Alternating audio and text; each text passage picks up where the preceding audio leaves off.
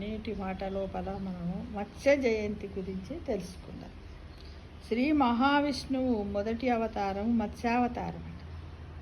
ధర్మరక్షణ కోసం శ్రీ మహావిష్ణువు ధరించిన అవతారాలలో దశావతారాలు ప్రసిద్ధమే. అందరికీ తెలుసు శ్రీ మహావిష్ణువు 10 అవతారాలను ధరించాడు, ఎత్తాడన్న విషయం తెలుసు. భగవంతుడి దశావతారాలు సృష్టి పరిణామాన్ని వ్యక్తం చేసే సంకేతాలుగా గ్రహించిన ఆధునికులు మొదటిదైన మత్స్యావతారాన్ని జలావిర్భవానికి సూచనగా చెబుతారు.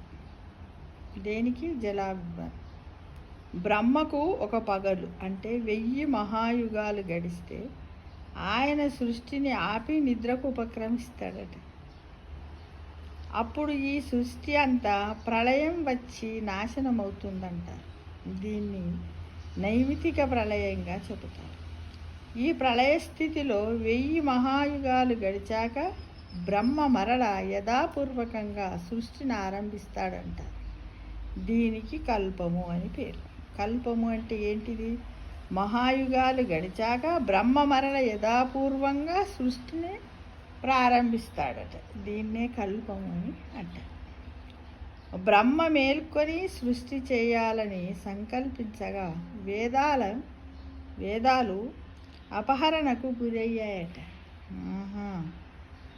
బ్రహ్మ మేలుకోవాలి, సృష్టి చెయ్యాలి అని అంటే అప్పుడు వేదాలు ఏమైనట అపహరణకు గురయ్యాయి.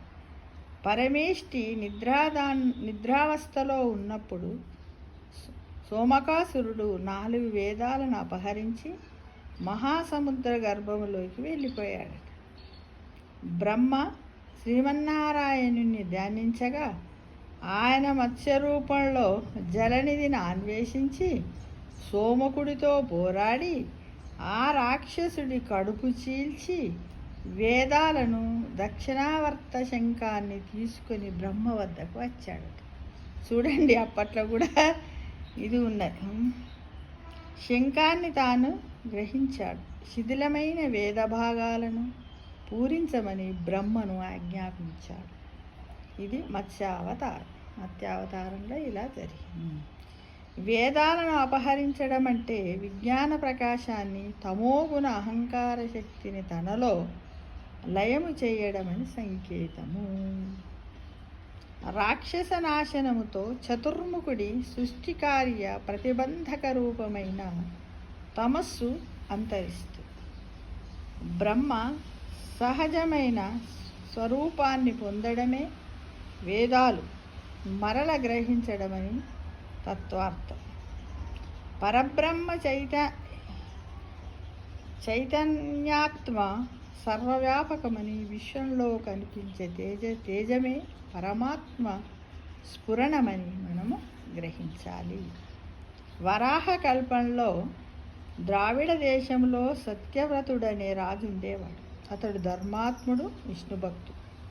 ఒకసారి అతడు కృతమాలా నదికి వెళ్ళి స్నానానంతరము సూర్యుడికి ఆర్ఘ్యమిస్తుండగా దోసిట్లో చేపపిల్ల పడిందట. రాజు దానిని నీటిలోకి జారవిడిచాడు. మళ్ళీ నీటిని తీసుకున్నప్పుడు చేప చేతిలోకి వచ్చి, రాజా, నన్ను పెద్ద చేపలు తినేస్తాయి, రక్షించు అని కోరిందట. రాజు దాన్ని ఒక పాత్రలో వేశాడట. మరునాటికి ఆ చేప పాత్రలో పట్టనంత పెద్దదైందట. అప్పుడు చెరువులో విడిచాడట. మరునాడు చెరువులో కూడా పట్టలేదట. అంటే పాత్రలో పెద్దగా అయిందని చెరువులో విడిద్దామని పోతే ఆ చెరువులో కూడా పట్టలేదట చేప. అప్పుడు రాజు దాన్ని సముద్రంలో వదిలాడట. ఆ మత్స్యము శతయోజన ప్రమాణానికి విస్తరించింది అని చెప్తారు. దేనికి? ఆ మత్స్యము శతయోజన ప్రమాణానికి విస్తరించింది అని చెబుతున్నాయి పురాణం. తాను శ్రీమన్నారాయణుడనని, నాటికి 7 రోజుల్లో ప్రళయం రానున్నదని, సర్వజీవరాశులు నశించిపోతాయని, ఈ లోకమంతా మహాసాగరం అవుతుందని, నీ వంటి సత్యవ్రతుడు నశింపరాదని పలికింది. ఓ పెద్ద నౌకను నిర్మించి దానిలో పునః సృష్టికి అవసరమైన ఔషధాలు బీజాలు వేసుకొని సిద్ధంగా ఉండమని సప్తఋషులు కూడా ఆ నావలోకి రాగలరని చెప్పింది.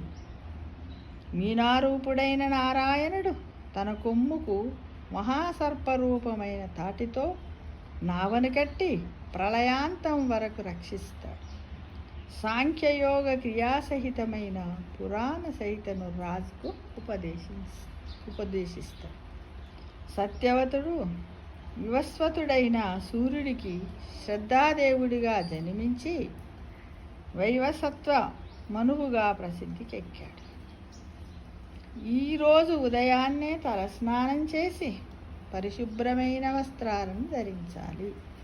పూజా మందిరాన్ని పూలమాలికలతో అలంకరించి విష్ణుమూర్తికి షోడోపచార పూజను నిర్వహించాలి. స్వామివారికి ఇష్టమైన ఫలాలను పిండి వంటలను నైవేద్యంగా సమర్పించాలి.